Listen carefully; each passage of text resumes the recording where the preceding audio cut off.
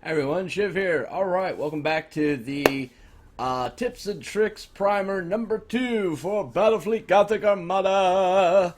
Alright, so this episode's mostly going to focus on the numbers, the math, and things of that nature. Stats, upgrades, skills, favors, crew. Yes, this is going to be that boring episode, but very, very important one. Knowing how these stats apply to your ship can help determine what you should be modifying, what you should be taking for upgrades, what you should be taking for skills, and so on and so on, alright? Depending on how you want to play the game. So this is probably going to be the one that you don't want to watch, but you pretty much should. Okay, so let's get to this. For all demonstration purposes, we're going to be using the Retribution battleship, though we will be using some of the other cruisers as a comparison. Yes, it is marked out with Adeptus Astartes. Alright, moving on. There are 8 stats that every ship has, known as the characteristics. Alright, we're going to cover this. Hull integrity is your hit points. Can be modified. Shields, another form of hit points in all honesty that actually can recharge, can be modified. Speed, how fast you're moving, can be modified. Rotation, how fast you turn. Now this is one of the only ones that actually has a quantifiable amount that you can easily understand of 5 degrees a second. Alright, so you have your frame of reference already built in with that. You're not going to have to be subjective in how those values apply, unlike some other things. Detection, how far you can see. Alright, so you'll normally notice when you're playing a game that each ship has this green circle around it. That's your detection range. That also gives you a scale of distance as well. That was the only way I was able to figure out how far away things were actually in this game, was based on that. Every ship outside of 2 basically has a detection range of 5K.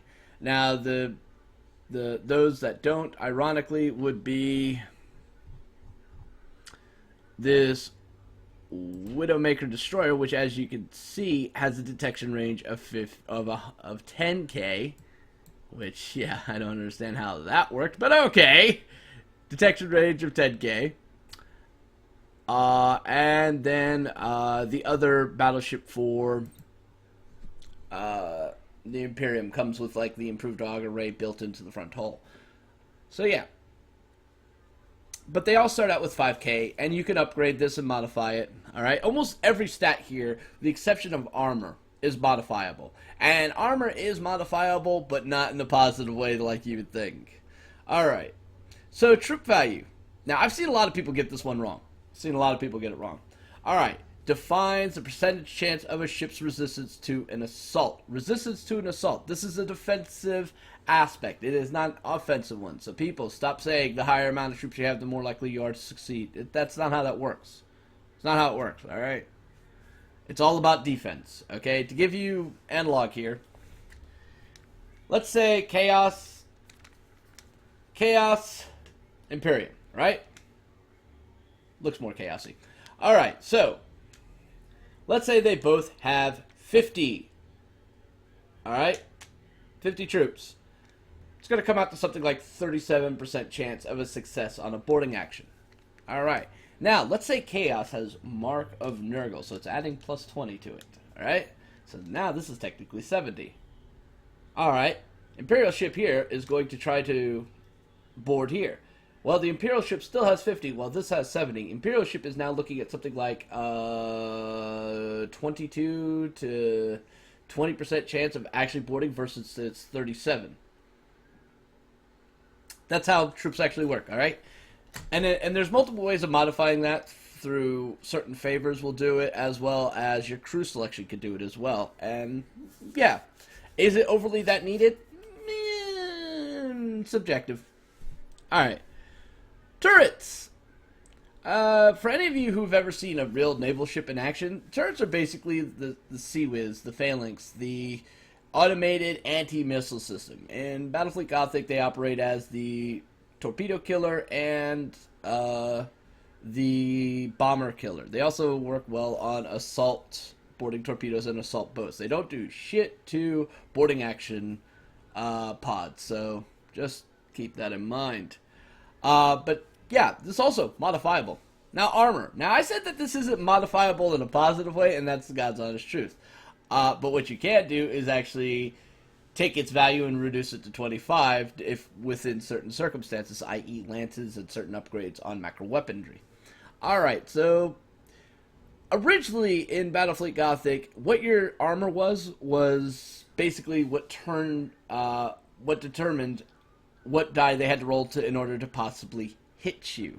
Like, okay, so shields are down, now we're rolling a hit, we hit, does it do any damage? Nope, depending on the facing. Well, that's kind of the same basic principle here as they applied. Though, since we don't know the actual numerical scale that they're actually working with, it's a little bit difficult to judge it. But at the same time, I'm okay with it.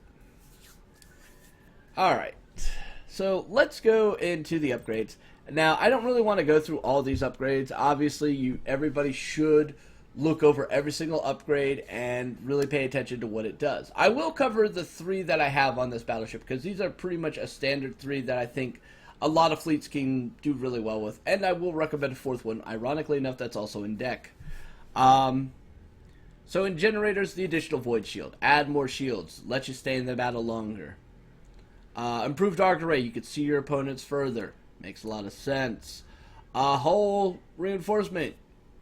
Add more life to your ship. Stay in the battle longer. Okay? I always go for the stat enhancing and or survivability options on a lot of my stuff before I go for anything that's offensive. Now, a couple others I want to talk about though. Belt armor. Ignore the first critical on deck, generator, or engines. This could be a lifesaver, especially if you're playing Eldar. Alright? Weaponry ones, these are all pretty much are going to favor to what you really want and so on and so on. I don't really want to focus too much on telling you, how to build out a ship, because that's all going to be subjective, and there's always going to be different builds and so on, and some work better for others, so I don't really want to go down that avenue. I know it works for me, and you can pretty much see my setup right now on screen. A couple others I've yet to experiment with, but I have a lot of hope with. The Voss Pattern Void Shield. Alright, 25% chance to deny hits on the shield. Yeah! Not only is it like a buffer, it's also a deflection. That seems like a cool idea. This actually does add a little bit more validity to shields. So I really want to test this out. I really do. I really want to test this one out. I think we're going to have some fun with this. Alright. So, again, upgrades. These will greatly enhance your stat lines, but you got to really think heavily about how you want to play your fleet. Obviously, you're going to focus on defensive measures as well as offensive measures. Alright. Let's talk about skills. Now, skills can really do a lot of defining of how you want to play your fleet. They will dictate a lot of strategies to you, depending on what you get. So, like, plasma bombs. Now, just a little word on plasma bombs. They no longer stack, alright? But you can use them defensively now, too. And what do I mean by defensively? And I don't mean just by turning the flow of an enemy coming at you. No. Alright, so stasis bomb. Who doesn't hate a stasis bomb, right? You can now actually throw plasma bombs to destroy the stasis bomb before it goes off. Wouldn't it be just simpler to micro warp jump out? Yes, it would be! Much simpler, but they mess with micro warp jump too, so you really gotta worry or look out how you play that now. Not overly happy how they changed that shit, but I kind of understand why they had to, because assholes like me were literally, oh, you're getting away? Nope, I'm right here now. Have a nice day. Oh, and boarding action, and I have Nurgle, so GG, well played. Yeah, people like me did some really douche things with that. Not gonna lie. So they did have to change it. But again, you should really think hard on how you want to do things. I would recommend, the auger probe on some of your ships. I would recommend, maybe a micro warp jump for maneuverability purposes. Plasma bomb is just a generic one I take on almost everything. Taunt, I would recommend for cruisers, battle cruisers, and battleships. You definitely don't want this on a light cruiser. Holy shit. It's a great tool for countering the Eldar. Just going to tell you right now. Really great tool for countering the Eldar. Alright. Let's talk about favors. Now, favors is the other way you augment some of your stats and skills. Now, obviously, we've got the, Adeptus Astartes here. So, what is that exactly modifying here?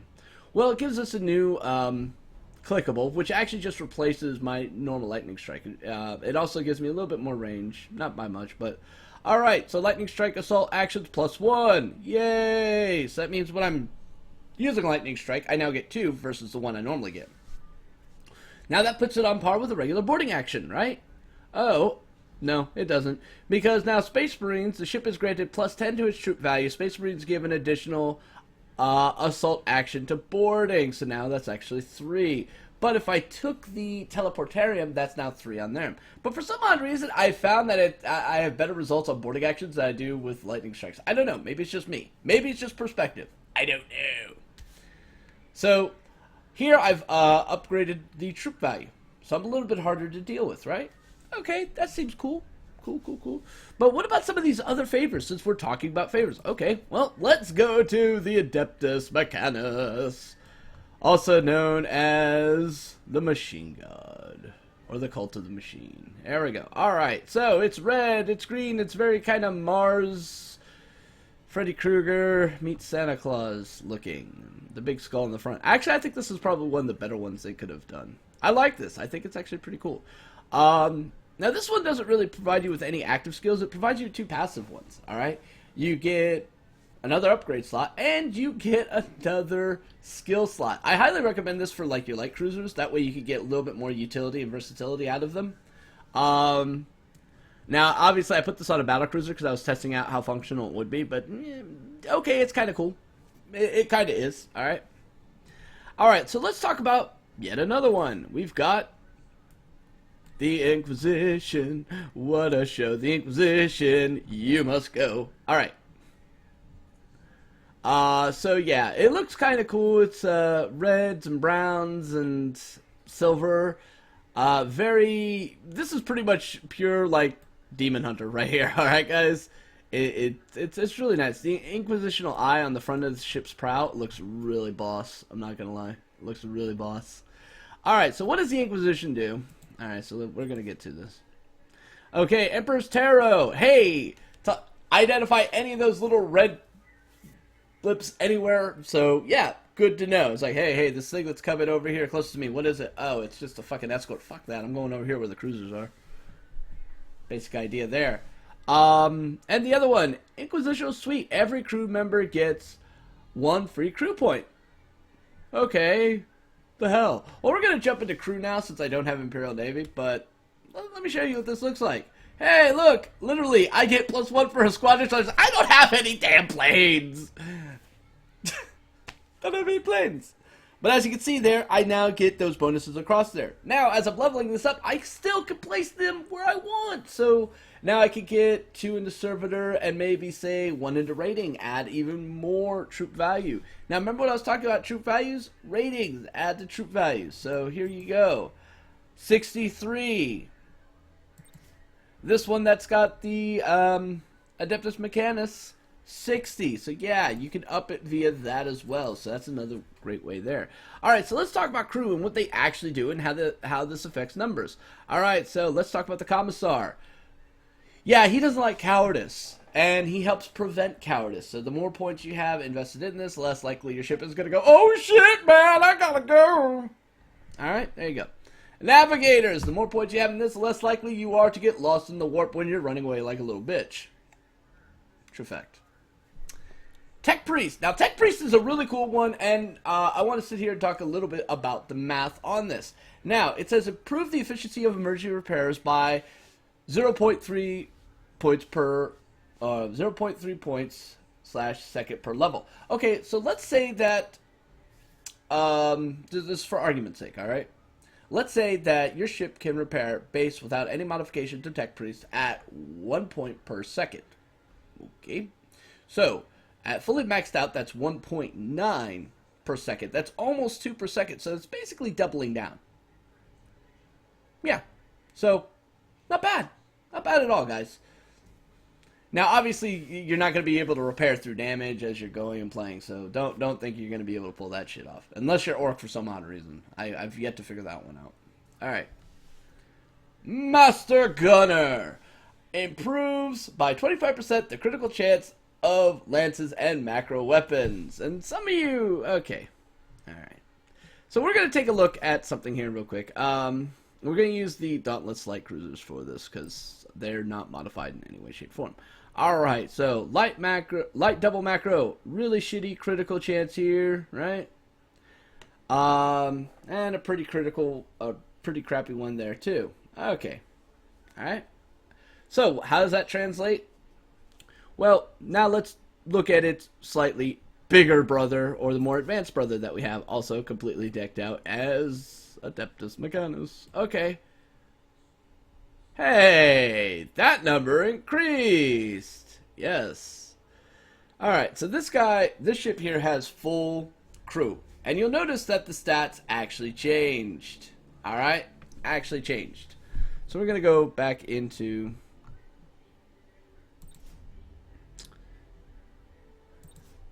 the crew section here to talk about this. Okay, so at max value, you're adding a plus 75. Right, plus 75%. Well, you're not just... You really got to think about this. How this actually works is you take its base value, you times it by 0.75, and then you add it on top of it. That's the best way of putting it. All right, guys? So, yeah, you are increasing your likelihood of a critical pretty nicely. Now, I haven't had a chance to play around with Chaos yet, and they used to have something that when you used your lock-on, that would increase your critical by another 300%, which, in all honesty, considering how criminal their critical rating is for every single one of their weapons, it's kind of needed. So, yeah, that can get some really fun times. Now, this only applies to macro weapons and lances. No, you don't get an increase on your torpedoes. They're always going to stay 11. Deal with it. Alright, ratings, that's your troop value. We already talked about that. Alright, servitors. What are servitors? Reduces the cooldown time on all skills by 4% per level. So at a max of 12%. 12% reduction. Okay, so if your torpedoes reload in... this one actually does affect torpedoes, as well as lock-on, as well as reload and things of that nature. So yeah, you're able to get through your stuff a little bit quicker. By the way, this also applies to things such as plasma bomb, micro warp jump. So anything with a long cooldown, that 12% actually is really going to affect nicely. Alright? Keep that in mind. This is going to be a godsend for your heavy skill using players. Alright? And that is pretty much crew and how it affects things. Oh, you didn't talk about Squadron Sergeant. Okay, well, that's because I don't have any ships that have launch base. But this basically, what this does is each point adds a 10% chance of resisting damage when a strike craft takes, or like when a strike craft takes a hit, 10% chance of not being destroyed. So at max value, that's 30% chance of not dying when you get hit by incoming fire. Thus, extending out the possibility of damage from each individual craft. There you go. Increases damage. That's all you need to know. Alright, so yeah. That is that. Now, we actually have a point. I totally just now saw that. We have a point here, and we're actually going to put that in the servitor. Just to finish this up. But anyway, that is the game for the whole stats and all the numbers behind it. By the way, if you haven't seen what the map looks like on turn 24, you're about to. Yeah, it's a giant clusterfuck out here, guys. A giant clusterfuck. But thank you, everybody, for watching. If you like these videos, please like, subscribe. If you have any questions, anything of that nature, leave it down in the comment section. I will be sure to get to it. Till next time, stay safe, have fun, and all praise to God Emperor.